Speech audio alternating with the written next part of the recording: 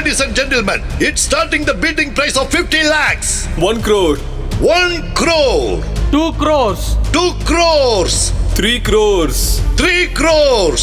10 crores. Wow, 10 crores. அலைனா madam, அதான் சிட்டில பாதி இடத்த வாங்கிட்டீங்களே, கொஞ்சம் நஞ்சமாவது எங்களுக்கும் விட்டு வைக்கலாம்ல. இந்த தொழிலதிபரின் பேச்சை கேட்டதும் அலைனாவின் முகத்தில் கர்வம் கலந்த புன்னகை தோன்றியது. ஆனால் அதனை மறைக்க செய்தபடி ஒலித்தது அந்த குரல். 50 crores. அந்த குரலை கேட்டதும் கூட்டமே அதிர்ச்சியில் திகைத்து திரும்பி பார்த்தனர். அங்கே பணக்காரர்களுக்கே உரிய மிடுக்குடன் அமர்ந்திருந்தான் சர்வேஸ்வரன். என்னது 50 கோடியா? யார் அது? யாரது? ஏய், இவன் டெலிவரி பாய் சர்வா. இவனுக்கு எங்க இருந்து 50 கோடி வந்துச்சு? டெலிவரி பாயா? யாருக்குமே அடையாளம் தெரியாத மாதிரி ட்ரெஸ் மாத்திக்கிட்டு இங்க வந்து உட்கார்ந்துட்டு இருக்கான். ஏய், ஆமா, 2 நாளைக்கு முன்னாடி என் ஆபீஸ்க்கு கூட லஞ்ச் டெலிவரி பண்ண வந்தான். அப்ப நமக்கு இங்க மரியாதை இல்லையா?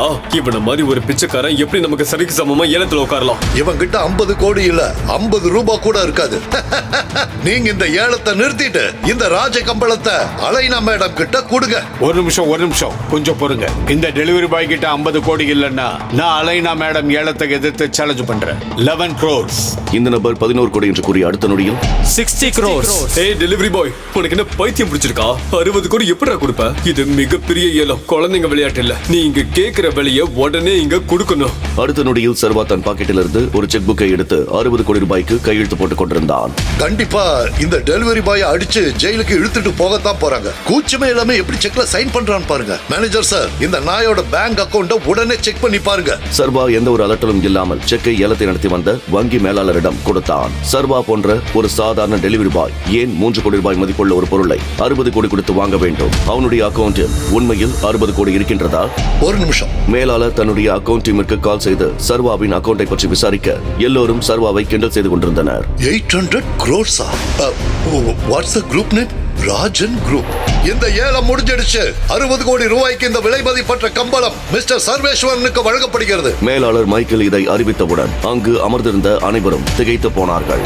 வாட்? ரூபாய் 10 கோடிக்கு ஏலம் எடுத்திருந்த மிஸ் அலைனா என்ற அழகான பெண் அதிர்ச்சியில் இருக்க அவளுக்கு அவள் மேனேஜரிடமிருந்து போன் கால் வந்தது.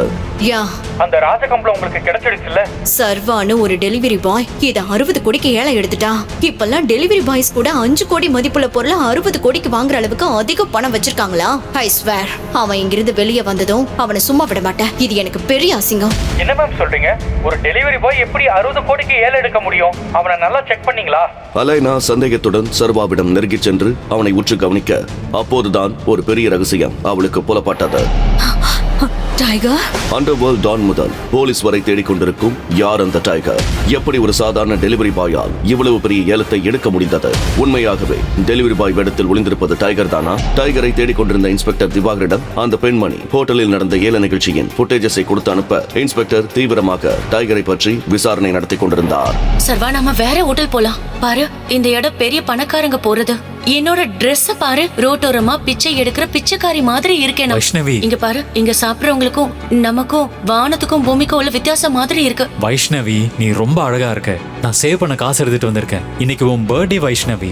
வேண்டாம், நீ ராத்திரி பகல்னு ஆர்டர் டெலிவரி பண்ணி இந்த பணத்தை சம்பாதிச்சிருக்க. நான் ஒரே நாள்ல இதை செலவு செய்ய விட மாட்டேன். இவ்வளவு தூரம் வந்தாச்சு, என் கூட வா. சொன்னா கேளு. இரு, ஒரு நிமிஷம் நான் போய் பாக்குறேன் என்று சொல்லிவிட்டு சர்வா அந்த விலையுயர்ந்த உணவகத்திற்குள் வைஷ்ணவியை அழைத்துச் சென்றான். சர்வாவை தடுக்க ஓடிச் சென்ற வைஷ்ணவி ஒரு பணக்காரன் மேல் வேகமாக மோதினாள். அவன் அணிந்திருந்த காஸ்ட்லியான கோட் சூட்டில் மது கொட்டிவிட, Are you blind? I'm so sorry sir. Manager, இவளெல்லாம் யார் உள்ள விட்டது? I'm so sorry sir. இந்த சூட்டோட விலை என்னன்னு தெரியுமா? 20 லட்சம் ரூபாய். 20 lakh rupees. I'm so sorry sir. நான் பெரிய தப்பு பண்ணிட்டேன். நான் உடனே இங்க இருந்து கிளம்புறேன். ஏய், என்ன நினைச்ச? தப்பிச்சு ஓடிடலாம்னா 20 லட்சம் ரூபாய் சூட். 20 லட்சத்தை கொடுத்துட்டு வெளியே போ. இல்லன்னா என்ன? இதோ பாரு, இன்னொரு பிச்சைக்காரன் வந்திருக்கான். எங்கடா போன இந்த மேனேஜர்? இந்த ரெஸ்டாரண்டோட ஸ்டாண்டர்டே போச்சு உங்களால. இங்க இப்பவே என் கேர்ள் ஃப்ரெண்ட் கிட்ட மன்னிப்பு கேட்கணும். எக்ஸ்கியூஸ் மீ, நான் மன்னிப்பு கேட்கணுமா? What a joke. நான் யாருன்னு தெரியுமா உனக்கு? அந்த பணக்காரனுக்கும் சர்வேஸ்வரனுக்கும் இடையே நடக்கும் சண்டையை பார்த்து வைஷ்ணவி மிகவும் அதிர்ச்சி அடைந்தாள். வைஷ்ணவி ஏற்கனவே அந்த பணக்காரனை பார்த்திருக்கிறாள். அவன் பெரிய கோடீஸ்வரனின் ஒரே வாரிசு என்பதும் அவளுக்கு நன்றாக தெரியும். எனவே சர்வா, நம்ம மன்னிப்பு கேட்டுட்டு இங்க இருந்து போயிடலாம். இவர் பெரிய பணக்காரர் தெரியுமா? ரிலாக்ஸ். இங்க பாரு, இப்ப நீ என் கேர்ள் ஃப்ரெண்ட் கிட்ட மன்னிப்பு கேட்கலனா வாழ்நாள் முழுக்க நீ இதை நினைச்சு ரொம்ப வருத்தப்படுவேன். மன்னிப்பு கேட்கலன்னா என்னடா பண்ணுவ? நான் இந்த சிட்டிலேயே மிகப்பெரிய பிசினஸ் மேன். எல்லா பொலிட்டீஷியன்ஸையும் என் சட்ட பையில வச்சிருக்கேன். இப்படி சொடக்கு போடுற நேரத்துல உன்னை காணாமாக்கிடுவேன். ஆனா நான் ஒரு சொடக்க போடுற நேரத்துல உன் முழு பிசினஸையும் காணாமாக்கிட்டா நீ பைத்தியமா இவன்? சர்வேஸ்வரன் என்ன சொல்கிறான் என்று அந்த பணக்காரன் புரிந்து கொள்வதற்குள் சர்வேஸ்வரன் தனது தொலைபேசி எடுத்து யாருக்கோ ஒரு மெசேஜை அனுப்பினான். உடனே அந்த பணக்காரனுக்கு ஒரு போன் கால் வந்தது. ஸ்டே. சொல்லுங்கப்பா. சார், நாம பெரிய ஆபத்துல மாட்டிக்கிட்டோம். நம்ம கம்பெனி ஷேர்ஸ் எல்லாம் டவுன் ஆகிட்டு இருக்கு. கோடிக்கணக்கில் லாஸ் ஆகிட்டு இருக்கு. என்னப்பா இது? இதெல்லாம் எப்படி நடக்கும்? இதெல்லாம் வேணும்னு பிளான் பண்ணி தான் நடக்குது. நீ ஏதோ பெரிய மனுஷங்கிட்ட பிரச்சனை பண்ணியாம நீ அப்படி பண்ணிருந்தா உடனே அவர்கிட்ட மன்னிப்பு கேளு. இல்லனா நாளைக்குள்ள நாம தெருவுல தான் நிக்கணும். அந்த பணக்காரர் என்ன நடக்கிறது என அதிர்ச்சியில் உறைந்தபடி சர்வேஸ்வரனை ஆச்சரியமாக பார்த்தான். இன்வெஸ்டிகேஷன் செய்து கொண்டிருந்த இன்ஸ்பெக்டர் திவாகர் சர்வேஸ்வரனை பற்றின நிகழ்வுகளை கேள்விப்பட அதிர்ச்சியில் உறைந்து நின்றார். இவர் தேடும் டைகர் தான் சர்வேஸ்வரனா என்ற கேள்வி அவர் மனதில் ஆழமாக தோன்ற ஆரம்பித்தது. எப்படியாவது டெலிவரி பாய் இடத்தில் இருக்கும் அவனை பிடித்துவிட வேண்டும் என அவர் மனம் துடிதுடித்துக் கொண்டிருந்தது. உன்ன மாதிரி 5க்கோ 10க்கோ பிச்சை எடுக்கிற ஒருத்த எனக்கு பாய் ஃப்ரெண்டா? முதல்ல வெளியே போ. வைஷ்ணவி, இங்க பாரு, ஏதோ இருந்தாலும் வீட்டுல போய் பேசிக்கலாம். இனி என் மூஞ்சிலே முழிக்காத சர்வா, போ இங்க இருந்து. வைஷ்ணவி தான் உலகம் என்றிருந்த சர்வேஸ்வரனுக்கு நடப்பது எதுவும் புரியவில்லை. தன்மேல் உயிராயிருந்த தன் காதலி வைஷ்ணவி திடீரென ஒரு பணக்கார பாய் ஃப்ரெண்டுடன் சேர்ந்து கொண்டு சர்வேஸ்வரனை அடித்து விரட்டினாள். சர்வேஸ்வரனின் மொத்த உலகமும் அவன் கண் முன்னாலேயே உடைந்து சிதறினது. நடப்பதை கொஞ்சமும் ஏற்றுக்கொள்ள முடியாத அவன் இரவும் பகலும் குடியில் மூழ்க ஆரம்பித்தான். கடவுளே, என்ன மட்டும் ஏன் இப்படி சோதிக்கிற? சர்வேஸ்வரன் தள்ளாடியபடி ரோட்டில் விழ அந்த வழியாக வந்த ஒரு காஸ்ட்லி கார் பிரேக் எடுத்து நின்றது. அதன் உள்ளே இருந்தது மிகப்பெரிய பணக்காரன் தீரஜ். அவன் இறங்கி வந்து குடிபோதையில் இருந்த சர்வேஸ்வரனை பார்த்தபடி, பெர்ஃபெக்ட், உன் வாழ்க்கையே மாத்திரண்டா. இவனை கார்டிக்கல தூக்கி போடு. என் அக்கா வேதிகா ரூம்ல அவ பக்கத்துல தூங்க வை. அப்புறம் இவன் ட்ரெஸ்ஸை கட்ட மறந்துடாத. ஐயா, என்ன இருந்தாலும் நான் சொன்னதை மட்டும் செய்டா. மறுநாள் சர்வேஸ்வரன் கண்களை திறந்த போது அவன் பக்கத்தில் அழகான ஒரு இளம் பெண் படுத்திருந்தாள். அவனை சுற்றி துப்பாக்கிகளுடன் சில பேர் கோபமாக நின்று கொண்டிருந்தார்கள். யார் நீங்க? ஆமா, நான் எங்க இருக்கேன்? திடுக்கிட்டு எழுந்த வேதிகாவும் என்ன நடக்கிறது என புரியாமல் அதிர்ச்சியாக பார்க்க அவள் எதிரே கோபமாக நின்றிருந்த அவளுடைய தாத்தா. வேதிகா, இந்த குடிகாரன் தான் உன்னுடைய காதலனா? ஐயோ தாத்தா, எங்களுக்குள்ள எதுவும் நடக்கல. இவன் யாருன்னு எனக்கு தெரியாது. தயவு செஞ்சு என்ன நம்புங்க. தாத்தா, ஒரு பொண்ணு தன்னோட வரம்ப மீறி நடந்துகிட்டா இப்படிதான் கண்டவெல்லாம் வந்து மேய்ஞ்சிட்டு இருப்பானுங்க. பயமூடு தீரஜ். வேதிகா, இந்த வீட்டோட ரூல்ஸ் உனக்கு மறந்து போச்சா என்ன? இன்னில இருந்து இவன் தான் உன்னோட ஹஸ்பண்ட். தாத்தா, போதும் சார், போதும். நீ எதுவும் சொல்ல வேண்டாம். உன் பொறுப்புல இருந்த எல்லா கம்பெனியும் இனிமே தீரஜ் பாத்துக்கட்டும். போதும், அவனை ரெஜிஸ்டர் ஆபீஸுக்கு கூட்டுவாங்க. சர்வேஸ்வரன் மற்றும் வேதிகா இருவரையும் வலுக்கட்டாயமாக அழைத்து வரப்பட்டு பதிவாளர் முன் திருமணம் செய்து வைத்தனர். துப்பாக்கி வைத்து மிரட்டியதால் சர்வேஸ்வரனும் வேறு வழி இல்லாமல் திருமணம் செய்து கொண்டான். தான் அக்காவிற்கு திருமணம் நடந்து முடிந்ததால் தீரஜ் பெரிய பார்ட்டி ஒன்று ஏற்பாடு செய்தான். அங்கே வந்திருந்த சர்வேஸ்வரனின் முன்னாள் காதலி வைஷ்ணவி, நீயா பர்த்டே டெலிவரி பண்றதுக்கு வந்திருக்கியா? நீலா இந்த மாதிரி பார்ட்டியை பாக்குறதுக்கே புண்ணியம் பண்ணிருக்கணும். சர்வேஸ்வரன் அமைதியாக நின்றிருக்க அப்போது அங்கே வந்த வேதிகா பேபி என்று சர்வேஸ்வரனிடம் வந்தவள் காதலி போல அவன் கைகளை கோர்த்துக் கொள்ள சர்வேஸ்வரன் தன்னையே மறந்து சிலிர்த்து நின்றான். இங்க என்ன பண்ற? தாத்தா உன்னை கூப்பிடுறாங்க, வா. சர்வேஸ்வரன் எதுவும் சொல்லாமல் அமைதியாக அவளுடன் சென்றான். எனக்காக நீ ஒரு ஹெல்ப் மட்டும் பண்ணணும். என்னோட கம்பெனி இன்வெஸ்டர்ஸ் இந்த பார்ட்டியில இருக்காங்க. அவங்க கிட்ட போய் உன்னை இன்ட்ரோடியூஸ் பண்றேன். சார், இவர்தான் என் ஹஸ்பண்ட். சர்வேஸ்வரனுக்கு கை கொடுக்க வந்த அந்த இன்வெஸ்டர் அவன் விரலில் இருந்த தங்க மோதிரத்தை யதார்த்தமாய் கவனித்து உறைந்து நின்றார். அவரது கைகள் பயத்தில் நடுங்கின. இல்ல, இருக்காது. It's impossible. பெரிய பெரிய விஐபிகளை நெருங்க பயப்படும் பல மில்லியன் கோடி நிறுவனத்தின் அதிபதி நடுங்கியபடி சர்வேஸ்வரன் முன் மண்டியிட்டு அமர்ந்தார். எங்களோட 18 வருஷ தேடல் முடிவுக்கு வந்துருச்சு டைகர். தேங்க்யூ திரும்ப வந்ததுக்கு. அசால்ட்டாக 1000 கோடி ரூபாய் இன்வெஸ்ட் செய்யும் விஐபி ஏன் சாதாரண டெலிவரி பாயை டைகர் என அழைத்தபடி காலில் விழ வேண்டும்? ரோட்டில் போதையில் கிடந்த சர்வேஸ்வரனை தீரஜ் ஏன் தன் அக்கா வேதிகாவின் அறையில் விட வேண்டும்? ஒரு குடிசையில் வாழக்கூட வசதி இல்லாத ஒரு ஏழை சிறுவன் சர்வேஷ் நகரத்தின் மிகப்பெரிய டான் ஏன் அவன் முன் கைகட்டி நிற்கிறார்? ஒரு சாதாரண டெலிவரி பாய் சர்வேஷின் அதிர்ஷ்டம் என்னவென்றால் அவன் ஒரே இரவில் ஒரு மாஃபியா சாம்ராஜ்யத்தின் தலைவனானான். ஆனால் அவனது குடும்பத்திற்கு இந்த சாம்ராஜ்யம் பற்றி தெரியாது. மேலும் இந்த பொறுப்பை நிறைவேற்ற அவன் தனது அடையாளத்தை மறைக்க வேண்டும். இதை எப்படி அவன் சாதிப்பான்? நேத்து ராத்திரி முழுக்க நீ எங்க இருந்த? தாத்தா, நான் என் ஃப்ரெண்டோட பார்ட்டியில இருந்தேன். நைட்டு ரொம்ப லேட் ஆயிடுச்சு, அதனால தான் அங்கேயே தூங்கிட்டேன். ஏற்கனவே நீ எந்த வேலை இல்லாம வெட்டியா இருக்க, இப்போ உனக்கு இது வேற ஒரு கேடா? சர்வேஷ் ஒரு சாதாரண டெலிவரி பாய் வேலை செய்யும் ஏழை பையன். எதிர்பாராத விதமாக நகரத்தின் பிரபலமான மற்றும் கோடீஸ்வரரின் மகள் வேதிகாவை மணந்தான். ஆனால் இந்த திருமணத்தால் அந்த குடும்பத்தில் யாரும் மகிழ்ச்சியாக இல்லை. குடும்ப தலைவர் அதியமான் சர்வேஷை வேதிகாவுக்கு கட்டாயத்தின் பேரில் திருமணம் செய்து வைத்தார். ஆனால் சர்வேஷை அவமானப்படுத்த எந்த ஒரு வாய்ப்பையும் அவர் தவறவிடவில்லை. மாடு மாதிரி நிக்காத. இப்ப நான் வெளியே போறேன். திரும்ப வர்றதுக்குள்ள நீ வீட்டை சுத்தம் செஞ்சு வச்சிருக்கணும். இல்லைன்னா உன் காலை முறிச்சிருவேன். சர்வேஷுக்கு நீண்ட நாட்களுக்கு பிறகு வீட்டில் தனியாக இருக்கும் வாய்ப்பு கிடைத்தது. மேலும் இந்த அமைதியான உணர்வு அவருக்கு மிகவும் பிடித்திருந்தது. சர்வேஷ் தனக்காக மேகியை தயாரித்து சாப்பிட்டுவிட்டு நன்றாக தூங்கிவிட்டான். மாலையில் அவன் மனைவி வேதிகா வீட்டிற்கு வந்தபோது சர்வேஷின் அழுக்கான தலையும் சுருக்கமான ஆடைகளும் இருப்பதை பார்த்து உடனடியாக சர்வேஷிடம், நீ எப்போ திரும்பி வந்த?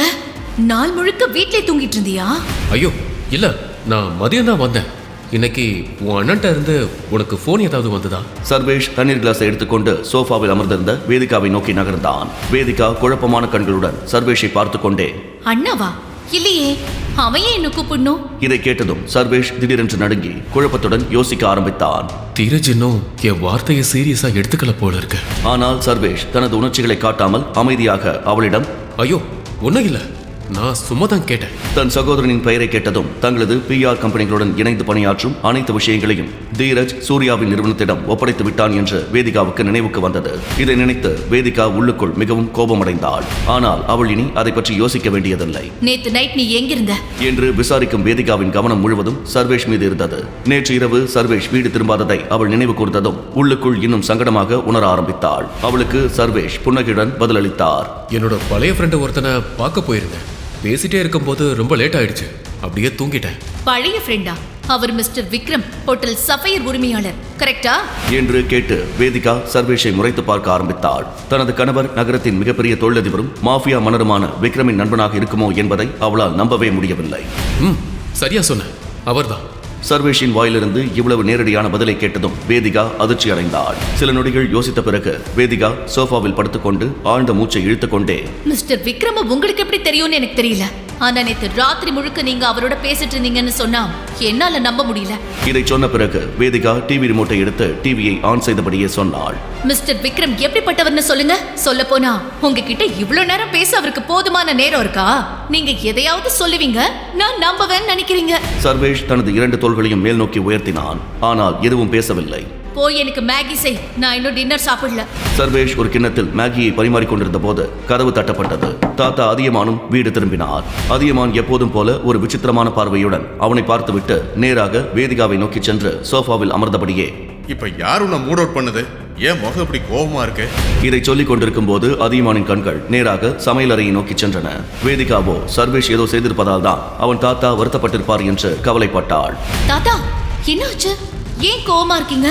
அதுக்கு யார் காரணம்னு சொல்லுங்க, அவங்கள ஒரு வழி பண்ணிடுறேன். ஆழ்ந்த மூச்சை இழுத்துக்கொண்டு அதியமான் வேதிகாவின் தோளில் கையை வைத்து, உங்க 2 பேரை பத்தி தான் எனக்கு பெரிய கவலை. உங்க IVF டெஸ்ட் திரும்ப ஃபெயிலியர் ஆயிடுச்சு. சர்வீஸாவோட ஜீன்ல ஏதோ பிரச்சனை இருக்குன்னு நான் நினைக்கிறேன். அவன் ஒரு முட்டாள். அவனுக்கு எந்த குடும்ப தொடர்பும் இல்ல. அவனோட உடம்புல நிச்சயம் ஏதோ ஒரு தப்பு இருக்கும். அவனை தனியா ஃபுல் பாடி செக்அப் பண்ண வைக்கணும்னு நான் யோசிக்கிறேன். இதை சொல்லிக் கொண்டிருக்கும் போது அதியமானின் கவனம் சமையலறையை நோக்கி சென்றது. பின்னர் அவர் சர்வேஷுக்கு கேட்கக்கூடிய குரலில் பேசினார். உங்கள் இருவருக்கும் என்னோட நல்வாழ்த்துக்கள். ஓ தாத்தா, நீங்க ரொம்ப ஸ்வீட். ஆனா இந்த விஷயத்தை கொஞ்ச நாளைக்கு தள்ளி வைக்க முடியுமா? எனக்கு ஏற்கனவே தலைக்கு மேல நிறைய வேலை இருக்கு. இப்பதான் என்னோட கம்பெனி ஃபினான்ஸ் ஸ்ட்ரகிள்ல இருந்து வெளியே வந்திருக்கு. நான் என்னோட கம்பெனிலேயே இன்னும் அதிக கவனம் செலுத்தணும். அதுக்குள்ள இப்ப இதெல்லாம் எதுக்கு? வேதிகா இங்கு விவாதம் தனது சோதனை குழாய் குழந்தையை பற்றியது என்பதை அறிந்ததும் அந்த விஷயத்தில் அதிக கவனம் செலுத்தாமல் பிரச்சனையை அடக்க முயன்றாள். இந்த விஷயத்தை நான் இன்னும் தள்ளி வைக்கணும்னு சொல்றியா? உங்க கல்யாணம் ஆகிய 2 வருஷத்துக்கு மேல ஆச்சு. உங்க IVF டெஸ்ட் 3-4 தடவை ஃபெயிலியர் ஆயிடுச்சுன்னு உங்களுக்கே தெரியும். அப்படி இருந்து நீங்க அவசரப்படல. ஆனா நான் சொந்தக்காரங்களுக்கு பதில் சொல்லணும். சொசைட்டில எல்லாரும் நம்மள கேலி பண்ணி பேசுவாங்க. வெளியே தலை காட்ட முடியாது. நீங்க போய் பதில் சொல்லுவீங்களா? தாத்தா ப்ளீஸ் போதும், நிறுத்துங்க. இத பத்தி இப்ப நான் பேச விரும்பல. வேதிகாவின் வாயிலிருந்து இந்த வார்த்தைகளை கேட்டபடி சர்வேஷ் ஒரு கிண்ணத்தில் மேகியை எடுத்துக்கொண்டு வந்து டைனிங் டேபிளில் வைத்தான். இதை பார்த்த வேதிகா முதல் முறையாக சர்வேஷின் அக்கறையை உணர்ந்தாள். சர்வேஷ் இதை 2 வருடங்களாக செய்து வந்தாலும் வேதிகா ஒருபோதும் சர்வேஷை கவனமாக பார்த்ததில்லை. இன்று அவனை இப்படி பார்த்ததும் மேகி போன்ற ஒரு சிறிய விஷயம் கூட அவளுக்கு பிடித்திருந்தது. சர்வேஷ் மற்றும் வேதிகாவின் கண்கள் சந்தித்தன. வேதிகா மெதுவாக நன்றி சொன்னாள். வேதிகாவின் இதயத்தில் ஒரு இடத்தை பிடிக்கும் பயணத்தில் தான் ஒரு படி முன்னேறிவிட்டதை சர்வேஷ் உணரத் தொடங்கினான். இந்த நேரத்தில் வேதிகா மிகவும் தொலைந்து போனதால் அவள் தன் தாத்தா அதியமானின் பார்வையை முற்றிலுமாக புறக்கணித்தாள். அவள் சர்வேஷிடம், இப்போதைக்கு நீங்க மெடிக்கல் டெஸ்ட் எடுத்துக்க வேண்டிய அவசியம் இல்ல. அத பத்தி அப்புறம் யோசிக்கலாம். அதியமான் தனது பேத்தியிடமிருந்து இதை கேட்டதும் மிகவும் கோபமடைந்தார். அவர் உடனடியாக சோஃபாவில் இருந்து எழுந்து வேகமாக தன் அறைக்கு சென்றார். சர்வேஷ் வேதிகாவிடம் சிரித்துக்கொண்டே, சரி நீங்க சொல்ற மாதிரியே செய்யலாம். சர்வேஷ் தனது மகிழ்ச்சியை முழுமையாக வெளிப்படுத்த முடியவில்லை. அது ஒரு மிகப்பெரிய நாள். வேதிகா தனது தாத்தா முன் சர்வேஷுக்காக ஒரு உறுதியான நிலைப்பாட்டை எடுத்தாள். அதுவும் இவ்வளவு பெரிய பிரச்சனையில் இந்த விஷயம் எப்படி தீர்க்கப்படுகிறது என்பதை அவளால் பார்க்க முடிந்தது. மேகி சாப்பிட்ட பிறகு வேதிகா மீதமுள்ள பாத்திரங்களை கழுவிவிட்டு படுக்கையில் படுத்தாள். சர்வேஷ் தரையில் படுக்கையில் இருந்தவன் உடனடியாக திரும்பி தனது உடலை சிறிது தூக்கி படுக்கையில் தூங்கிக் கொண்டிருந்த தனது அழகான மனைவியை பார்க்க தொடங்கினான். சிறிது நேரம் இப்படி பார்த்த பிறகு சர்வேஷ் அவளிடம், நாளைக்கு உங்க அண்ணன் கிட்ட இருந்து போன் வந்தா சூர்யா குரூப் ஆஃப் கம்பெனியோட கோஆபரேட் பண்றத பத்தி பேசினா நீங்க நேரடியா உடனே சரின்னு சொல்லாதீங்க. கொஞ்சம் டைம் எடுத்துக்கோங்க. உங்க முக்கியத்துவத்தையும் அவருக்கு தெரியப்படுத்தணும் என்று அவன் சொன்னதை கேட்டு வேதிகா அதிர்ச்சியடைந்து சர்வேஷ் பக்கம் திரும்பினாள். வேதிகா குழப்பமான முகபாவத்துடன், உங்களுக்கு என்ன பைத்தியமா? தீரஜ் அண்ணா இப்ப எல்லாத்தையும் சூர்யாவுக்கு கொடுத்துட்டாரு. இனிமே அந்த கம்பெனியோட எல்லா டீலையும் அவன் தான் பாத்துக்குவான். அவனுக்கு இப்ப நான் தேவைப்பட மாட்டேன். உங்களுக்கு அதை பத்தி எல்லாம் ஒண்ணும் தெரியாது. சும்மா முட்டாள்தனமா பேசிட்டு இருக்காதீங்க.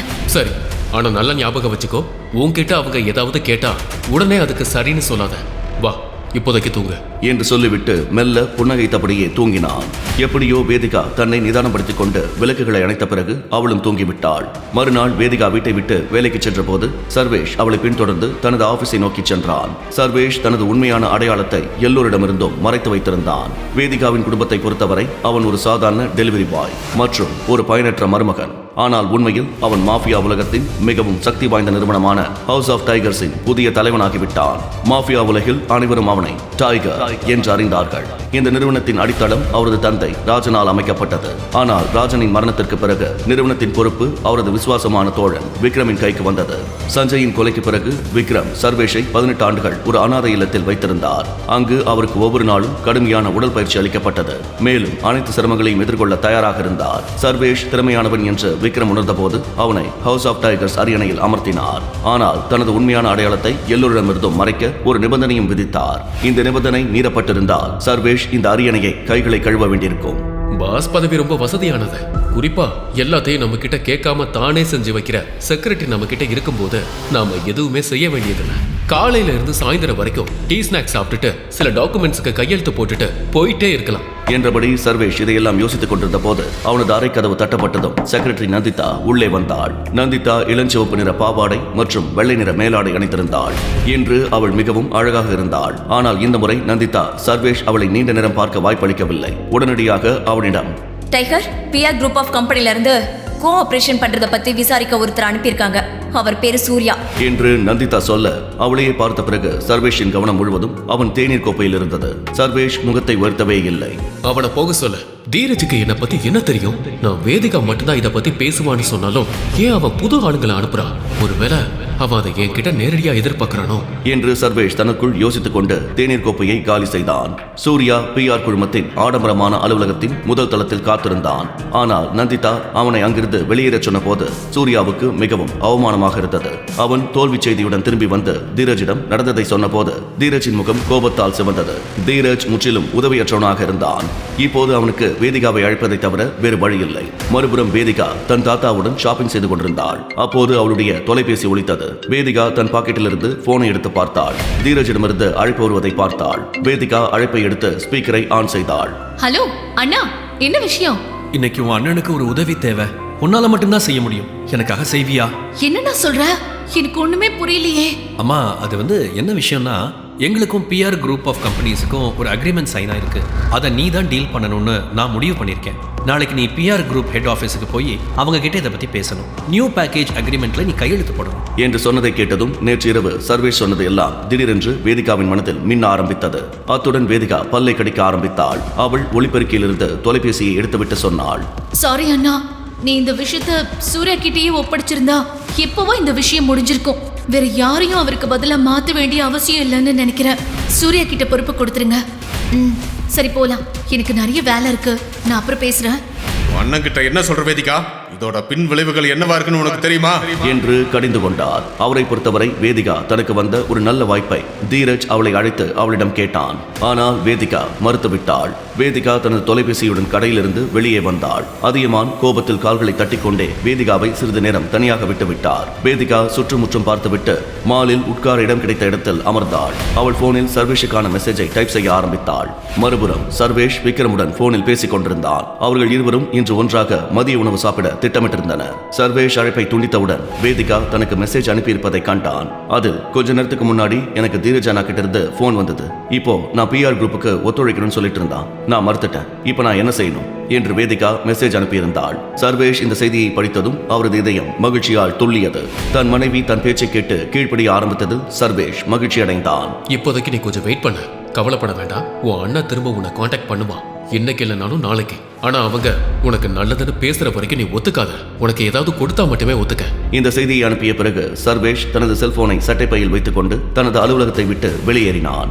சர்வேஷ் தனது மின்சார ஸ்கூட்டரில் நேராக ஹோட்டல் சஃபேரை நோக்கி சென்று கொண்டிருந்தார். சர்வேஷ் ஹோட்டல் சஃபேரை அடைந்த போது ஹோட்டல் உரிமையாளர் விக்ரம் ஏற்கனவே மதிய உணவிற்கான ஏற்பாடுகளை செய்திருந்தார். முழு மேஜையும் உணவு வகைகளால் நிரம்பியிருந்தது. சர்வேஷ் எப்போது வரை தனது உண்மையான அடையாளத்தை எல்லோரிடமிருந்தும் மறைப்பான்? அவரது ரகசியம் அனைவருக்கும் வெளிப்படுமா?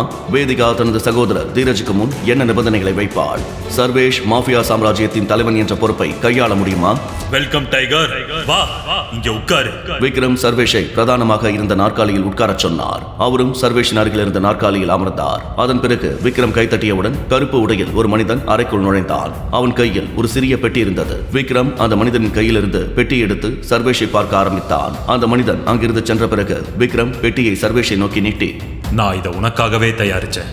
கடந்த 18 வருஷமா இந்த நம்பிக்கையை என்னோட சுமந்துகிட்டு இருக்கேன். ஆனா இப்போ அது யாருக்கு சொந்தமோ அவங்க கைக்கு போக வேண்டிய நேரம் வந்துருச்சு.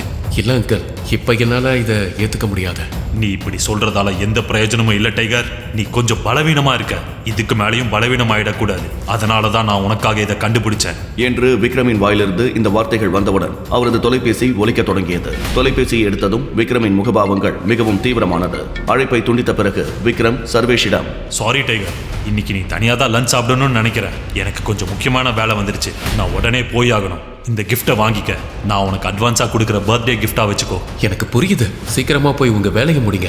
நான் இதை ஏத்துக்கிறேன். அட்வான்ஸா கொடுத்ததுக்கு தேங்க்ஸ். சரி டைகர், சீக்கிரமாவே நம்ம 2 பேரும் சேர்ந்து லஞ்ச் சாப்பிடலாம். இதை சொல்லிவிட்டு விக்ரம் அறையை விட்டு வெளியேறினான். சர்வேஷின் கண்கள் அந்த சிறிய பெட்டியின் மீது பதிந்திருந்தன. லேசான புன்னகையுடன் அவன் பெட்டியை எடுத்து தன் பாக்கெட்டில் வைத்தான். விக்ரம் அங்கிளுக்கு திடீர்னு என்ன வேலை வந்துச்சுன்னு எனக்கு தெரியல. இது ஒரு சின்ன விஷயம். அவரால் சுலபமா தீர்த்து வைக்க முடியும்னு நம்புறேன் என்று யோசித்தபடியே மதிய உணவை முடித்த பிறகு சர்வேஷ் நேராக தனது மின்சார ஸ்கூட்டரில் வீட்டிற்கு புறப்பட்டான். வீட்டை அடைந்ததும் அந்த பெட்டியை திறந்தவுடன் அதிலிருந்து ஒரு வித்தியாசமான வாசனை வர தொடங்கியது. அந்த வாசனையை முகர்ந்ததும் சர்வேஷின் மனம் அதிர்ந்தது. அந்த வாசனை அவனுக்கு மிகவும் கவர்ச்சியாக இருந்தது. அந்த பெட்டியில் ஒரு கேப்சூல் இருந்தது. அதை பார்த்ததும் சர்வேஷின் மனதில் பல வகையான கேள்விகள் எழத் தொடங்கின. இது என்ன? இது ஏதாவது மருந்தா? இதை சாப்பிட்டா என் உடம்புக்கு பலம் கிடைக்குமா? ஆனா டிவியில காட்டுற மாதிரி இது ஏதோ மூலிகை மாத்திரை மாதிரி இருக்கு.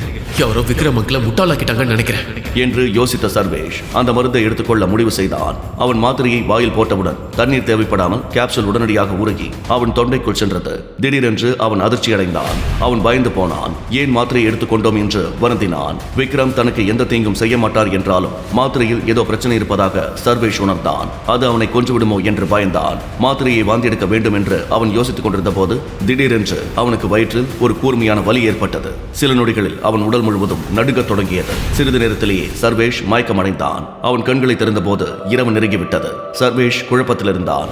எங்கிருந்தோ ஒரு வாசனை வந்தது. சர்வேஷ் அப்போதுதான் கண்களை திறந்திருந்தான். திடீரென்று அவருக்கு கடுமையான துர்நாற்றம் வீச தொடங்கியது. இந்த நேரத்தில் அவரது உடல் முழுவதும் ஒரு விசித்திரமான மஞ்சள் நிற ஒட்டும் திரவம் நிரம்பியிருந்தது. அவனது உடைகள் முழுவதுமாக நனைந்து துர்நாற்றமும் வீசியது. அது மிகவும் அருவருப்பாக இருந்தது. ஐயோ கடவுளே, என்ன இது? அவனுக்கு யோசிக்க நேரமில்லை. குளிக்க குளியலறைக்கு சென்றான். அவன் உடலை சரியாக சுத்தம் செய்ய 1 மணி நேரமானது. அவன் புதிய ஆடைகளை அணிந்து குளியலறையிலிருந்து வெளியே வந்தான். வெளியே வந்த பிறகு வீட்டை சுத்தம் செய்தான். மயக்கமடைந்த பிறகு அவன் விழுந்த இடத்தில் மஞ்சள் நிற திரவம் குவிந்திருந்தது. அங்கிருந்து மோசமான வாசனை வந்தது. அதை சுத்தம் செய்ய சர்வேஷ் இன்னும் 1/2 மணி நேரம் எடுத்தான். யாரோ விக்ரமங்களை முட்டாளாக்கி இருக்காங்க. இந்த மருந்து எனக்கு அதிக வலியை கொடுத்திருக்கு. இதுக்கு மேல இந்த நாத்தம் வேற.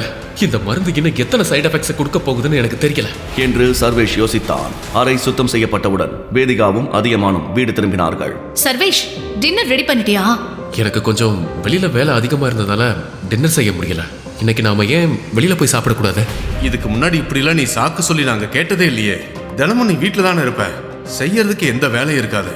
இப்ப என்ன சார் ரொம்ப பரபரப்பாயிட்டாரோ என்று அதியமான் கேலி செய்தபடியே சர்வேஷை பார்க்க அவரது முகத்தில் ஒரு போலி புன்னகை வந்தது. வேதிகாவால் சர்வேஷ் சொன்னதை ஜீரணிக்க முடியவில்லை. ஆனால் கடந்த சில நாட்களாக சர்வேஷின் மாறிவரும் நடவடிக்கையை பார்த்து வேதிகாவால் சர்வேஷை மறுக்க முடியவில்லை. அதனால்தான் வேதிகா இயல்பாக நானும் கொஞ்ச நாளா வெளியே சாப்பிட போலான்னு யோசிச்சுட்டு தான் இருக்கேன். சரி, கொஞ்ச நேரத்துக்கு அப்புறம் நம்ம எல்லாரும் வெளியே டின்னருக்கு போறோம், ஓகேவா? வேதிகாவின் இந்த செயலால் அவள் தனக்கு உதவுகிறாள் என்பதை சர்வேஷ் புரிந்து கொண்டான். சர்வேஷின் இதயம் மகிழ்ச்சியால் நிறைந்தது. அவன் வேதிகா வாங்கி வந்த அனைத்து பொருட்களையும் எடுத்துக்கொண்டு அறையை நோக்கி அவளை பின்தொடர்ந்தான். இதெல்லாம் என்ன? பொறுப்பு ஒரு விஷயம் தானே. நீ எப்பவும் சாப்பாடு சமைக்கிற, ஆனா இப்ப என்னாச்சு? சோம்பேறியா இருக்காத, இல்லனா உன்னால சாப்பாடு சமைக்க முடியாது. தினமும் சாக்கு போக்கு சொல்றத நிறுத்து. சரி. பிறகு வேதிகா ஒரு புதிய விஷயத்தை பேச ஆரம்பித்தாள். நாளைக்கு மறுநாள் தீரஜ் அண்ணாவோட பிறந்த நாள். அடுத்த 2 நாளுக்குள்ள நீங்க அவருக்கு ஒரு நல்ல பரிசு வாங்கணும்னு ஞாபகத்துல இருக்கட்டும். ரொம்ப சீப்பான கிஃப்டா கொடுக்க கூடாது. அதனால அதை வாங்குறதுக்கு முன்னாடி 1000 தடவை யோசிங்க. இல்லனா எப்பவும் மாதிரி இந்த முறையும் நான் சங்கடப்பட வேண்டி இருக்கும் என்று வேதிகா கேட்டுக்கொண்டாள். Hotel city palace. தீரஜின் பிறந்த நாள். சர்வேஷ், வேதிகா, அதியமான் தீரஜுக்கு பரிசுகள் வாங்க வேண்டியிருந்ததால் அனைவரும் தனித்தனியாக அந்த இடத்தை அடைய போகிறார்கள். வேதிகாவும் அதியமானும் சரியான நேரத்தில் வந்தார்கள். ஆனால் சர்வேஷ் இன்னும் வரவில்லை. வேதிகா அவனுக்காக காத்திருந்தாள். இந்த முறை அவர் கொடுக்கும் பரிசு மிகவும் அற்புதமாக இருக்கும் என்று சர்வேஷ் வேதிகாவிடம் உறுதியளித்திருந்தான். ஆனால் அதன் பிறகும் வேதிகாவின் மனதில் ஒரு பதட்டம் இருந்தது. சர்வேஷ் கையில் ஒரு சாதாரண மரப்பெட்டியுடன் அங்கு வந்ததைக் கண்டு வேதிகாவின் முகம் மகிழ்ச்சியில் பிரகாசித்தது. என்ன சர்வேஷ் இது? அட்லீஸ்ட் இந்த பெட்டியை கிஃப்ட் ராப் பண்ணியாவது வைங்க. ஏய், இந்த பெட்டியை நான் அப்படியே அவனுக்கு கொடுக்கணும். அதை கிஃப்ட் ராப் பண்ணி வாங்கலாம் எனக்கு நேரம் இல்லை. விடு, எப்படியும் இந்த பெட்டி முக்கியம் இல்ல, இந்த பெட்டிக்குள்ள இருக்கிற பொருள் தான் முக்கியம். எல்லாரும் அண்ணாக்கு கிஃப்ட் கொடுக்க ஆரம்பிச்சதும் நீ ரகசியமா உன் கிஃப்ட மத்தவங்க கிஃப்டோட வச்சிடு. இந்த தடவை எந்த டிராமாவும் வேண்டாம். நான் ஏற்கனவே டயர்டா இருக்கேன். ஒன்றும் டென்ஷன் வேண்டாம், பாத்துக்கலாம். தீரஜின் விசுவாசமான நண்பர் சூர்யா இதையெல்லாம் பார்த்து கொண்டிருந்தான். சர்வேஷை அவமதிக்கும் இந்த பொன்னான வாய்ப்பை அவர் தவறவிடக் கூடாது என்பதற்காக அவர் வந்து சர்வேஷின் அருகில் நின்று, இதோட டெலிவரி பாய் இங்க வந்துட்டான். சூர்யா, சர்வேஷ் என் புருஷன். அவரை கிண்டல் பண்ணா அவ்வளவுதான், ஜாக்கிரதையா இரு. வேதிகா, நான் உன்னை ஹர்ட் பண்ண விரும்பல.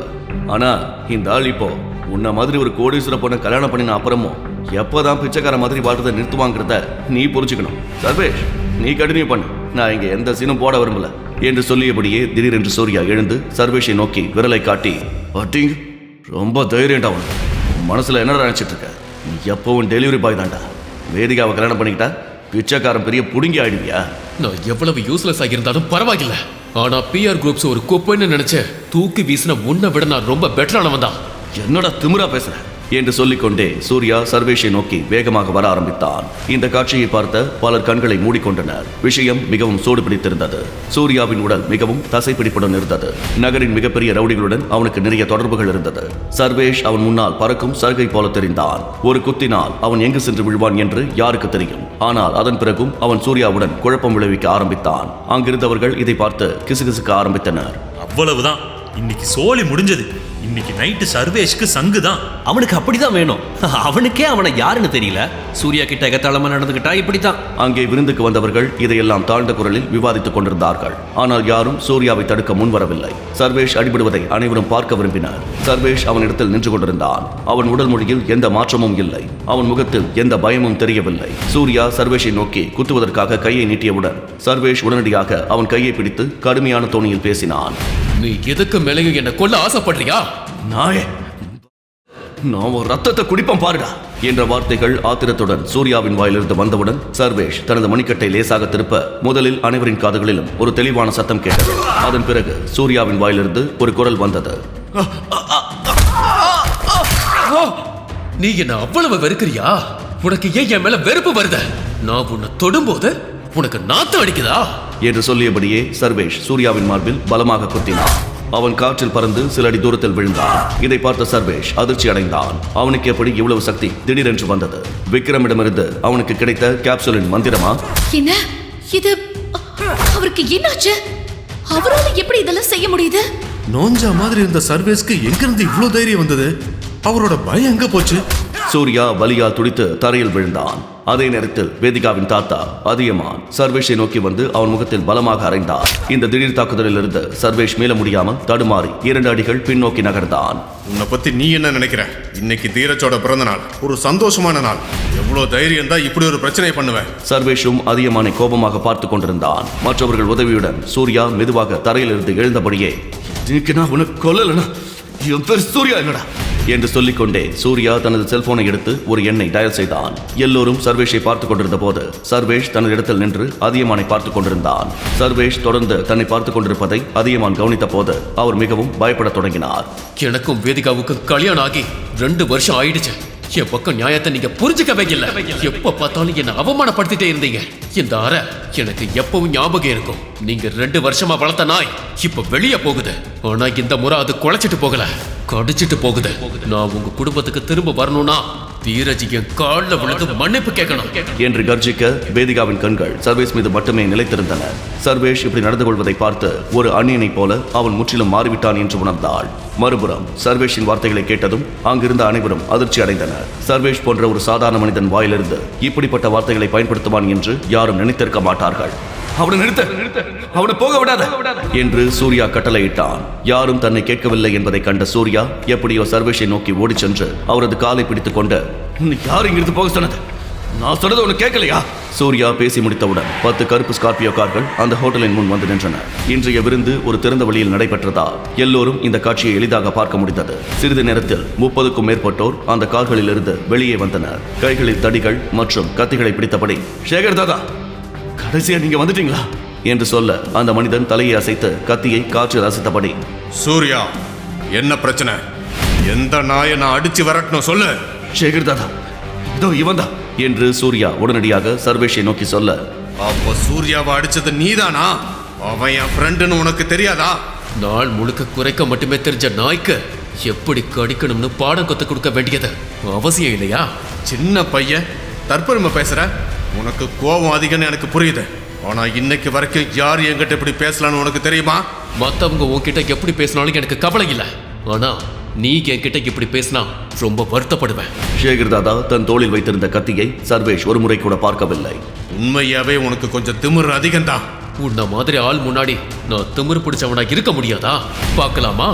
சர்வேஷின் முகத்தில் எந்த பயமோ சுருக்கமோ இல்லை. ஒரு பேய் அவன் உடலில் நுழைந்தது போல் தோன்றியது. சேகர் தாதா சர்வேஷை முறைத்து பார்க்க ஆரம்பித்தான்.